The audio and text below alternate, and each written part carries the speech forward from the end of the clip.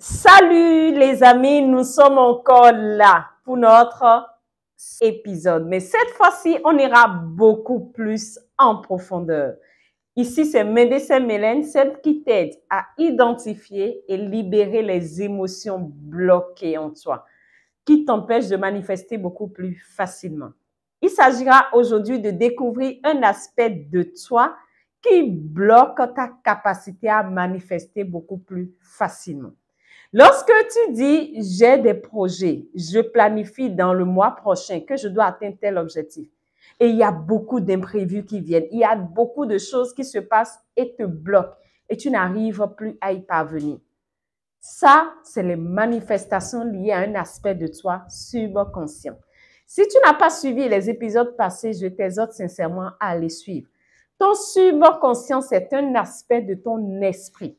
C'est le côté féminin entre griffes, si je peux le dire ainsi. C'est le côté maman en toi. C'est lui qui prend soin de toi, de ton corps, de tes paupières, de tes yeux, de tes organes. C'est lui qui veille à ta suivi. Lorsqu'il voit que tu es en danger, il intervient directement sans que ta conscience ne puisse prendre le contrôle. Ou lorsque quelqu'un veut te piquer, tu vois qu'il veut te piquer, automatiquement, tu risques d'enlever ta main. Parce que quoi? C'est une réaction que tu n'as pas pris le temps de réfléchir, mais ton corps veut te protéger, ton subconscient veut te protéger. C'est pareil. Dans n'importe quelle situation où tu te sens en danger, ton subconscient prend automatiquement la gouverne et se dit, ça, on doit le protéger, c'est notre enfant. C'est son rôle. Ce qui fait que quoi? C'est lui qui influence comment tu vas vibrer ton énergie. C'est lui qui influence le niveau de ton énergie. Parce que quoi? C'est lui qui détermine ta sécurité, ta suivi. Je vais te donner quelques exemples pour que tu comprennes. Lorsque tu as un objectif que tu as envie d'atteindre, ta conscience dit, j'ai envie de réaliser telle chose. J'ai envie d'avoir une meilleure relation amoureuse. J'ai envie d'attirer un partenaire qui me comprenne, avec qui on va vivre vraiment l'amour. Ça, c'est ta conscience qui veut ça. Alors, qu'est-ce que ton subconscient va faire? L'information envoie à ton subconscient qui est connecté à ton corps. La conscience émet l'intention.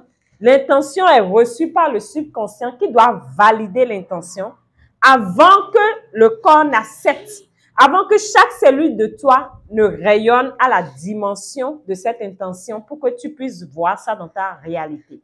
Alors, quand tu émets cette intention, qu'est-ce qui se passe? Automatiquement, ton subconscient va regarder dans la base de données. Est-ce qu'il a déjà souffert à cause de relations? Est-ce qu'elle a été déjà en danger à cause d'une relation? Une personne qui a vécu une déception amoureuse, une personne qui a souffert dans une relation ou une personne qui a été traumatisée par une relation, cela crée en elle ce qu'on appelle le stimuli danger. Alors, quand elle dit « je veux une nouvelle relation », son subconscient va voir est-ce qu'on a déjà vécu un danger ou on a vécu des expériences difficiles par rapport aux relations. Si elle a déjà vécu ça, automatiquement, le subconscient va dire non, on ne veut pas. On ne veut plus d'une nouvelle relation. Donc, il va bloquer sa fréquence vibratoire. C'est-à-dire, les cellules ne vont plus vibrer à la hauteur nécessaire pour que la loi d'attraction lui envoie les événements qui correspondent. Donc, directement, il y a blocage. Elle va dire, mais je veux avoir un amoureux. Les gens que j'attire, c'est des gens qui veulent juste coucher avec moi. Des gens que j'attire, c'est des gens juste qui veulent pas mettre du sérieux. Ou c'est des gens qui se comportent d'une manière qui ne me plaît pas. Alors que je m'investis, je me donne à fond. C'est parce que le subconscient dit non, il y a danger. C'est pour ça, lorsque tu commences à comprendre le fonctionnement du subconscient, tu comprends que ton subconscient ne réfléchit pas. Lui, il agit de façon à te protéger. Donc, les expériences vécues depuis ton enfance, depuis tes expériences passées ou depuis ce que tu as eu l'habitude de faire qui lui donne du plaisir, qui te donne du plaisir, ton subconscient se dit c'est ce qui est bien pour toi. Tout ce qui te donne du plaisir, lui, garde ça comme étant bien pour toi, même si cette chose est mauvaise pour toi.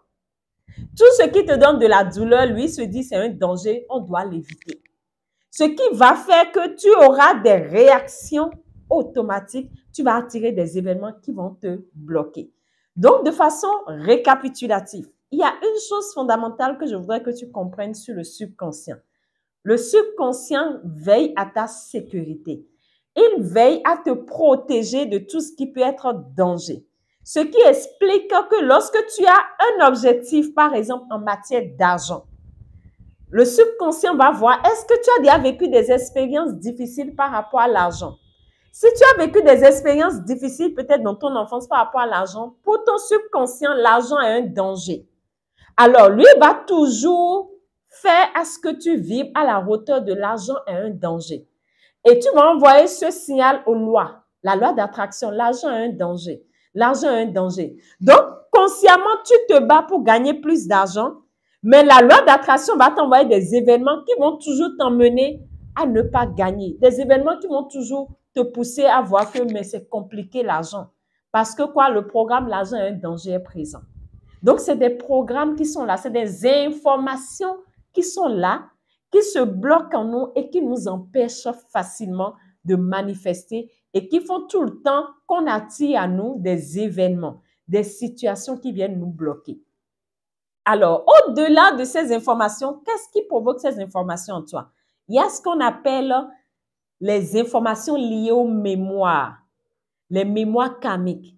Lorsque tes vies passées, tu as vécu des événements qui t'ont traumatisé, tu peux revenir en tant qu'âme avec les mêmes informations dans ton subconscient parce que lui, il est là pour recevoir toutes ces informations.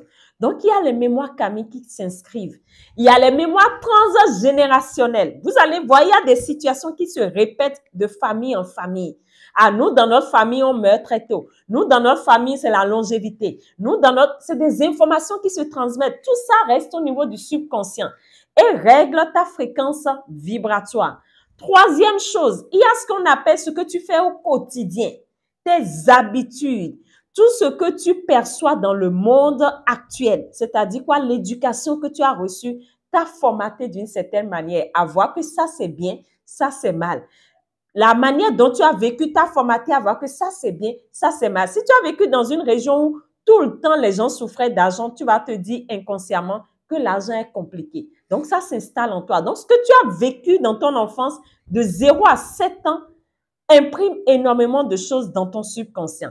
Quatrième chose, les émotions. Quel type d'émotions? Les situations difficiles que nous vivons au quotidien. Ça peut être des situations, tu as eu un accident, tu as eu la perte d'un proche, tu as eu un traumatisme, tu as eu des événements difficiles qui ont fait que tu as ressenti des émotions intenses.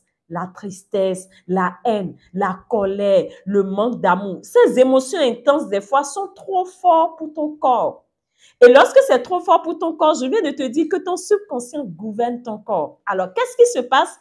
Lorsque ces émotions sont très fortes pour ton corps, le corps n'arrive plus à libérer parce que tout est de l'énergie et l'énergie doit circuler.